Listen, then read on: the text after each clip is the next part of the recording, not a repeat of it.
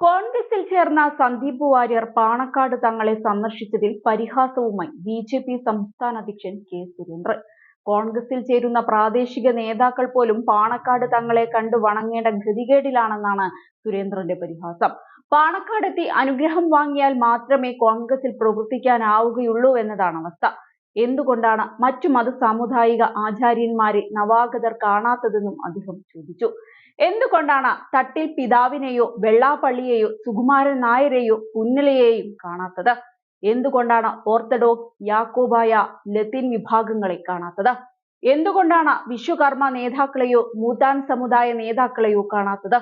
ചെട്ടി സമുദായത്തെയോ തേവർ സമുദായത്തെയോ കാണാൻ ആരും പോവാത്തതെന്താണ്? കത്തോലിക്ക സഭയുമായി നല്ല ബന്ധമുള്ള ഘടകകക്ഷി നേതാവ് പി.ജെ. ജോസഫിനെ പോലും കാണാൻ പോവാത്തതെന്തുകൊണ്ട്? ഇവരെ ഒന്നും പരിഗണിക്കേണ്ടെന്നാണോ കോൺഗ്രസിന്റെ നിലപാടെന്നും പാലക്കാട് നടത്തിയ വാർത്താ സമ്മേളനത്തിൽ സുരേന്ദ്രൻ തുറന്നടിച്ചുകൊണ്ട് ചോദിച്ചു. വി.ഡി. സതീശനും സംഘവും കേരളത്തെ എങ്ങോട്ടാണ് നയിക്കുന്നത്? പോപ്പുലർ ഫ്രണ്ടും പാണക്കാട് തങ്ങളും മാത്രം മതി തിരഞ്ഞെടുപ്പ് ജയിക്കാനെന്നാണ് വി.ഡി. സതീശൻ വിചാരിക്കുന്നത്. ലജ്ജാകരമായ സ്ഥിതിയിലേക്ക് കോൺഗ്രസ് എത്തി. പാലക്കാട് നടക്കുന്ന കാര്യങ്ങൾ മുരളീധരനും തങ്കപ്പനും ഒന്നും അറിയില്ലെന്നാണ് പറയുന്നത്.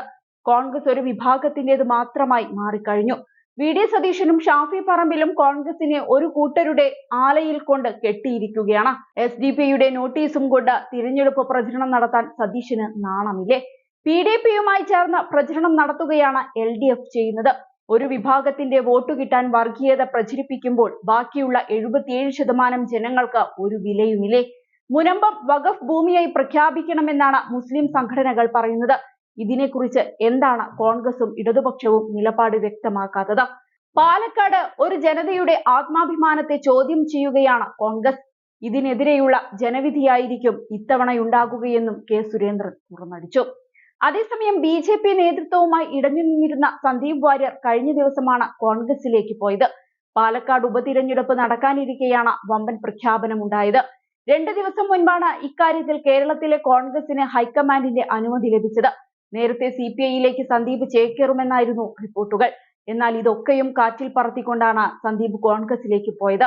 കഴിഞ്ഞ 2 ആഴ്ചയിൽ അധികമായി ഇതുമായി ബന്ധപ്പെട്ട ചർച്ചകൾ അണിയറയിൽ നടക്കുന്നുണ്ടായിരുന്നു. എന്നാൽ മാധ്യമങ്ങൾക്ക് പോലും അറിയാതെ അതീവ രഹസ്യമായിട്ടായിരുന്നു നീക്കങ്ങൾ നടന്നത്. ഏതായാലും സന്ദീപിന്റെ കോൺഗ്രസ് പ്രവേശനം കേരളത്തിൽ വൻ ചർച്ചയായി മാറിയിരിക്കുകയാണ്.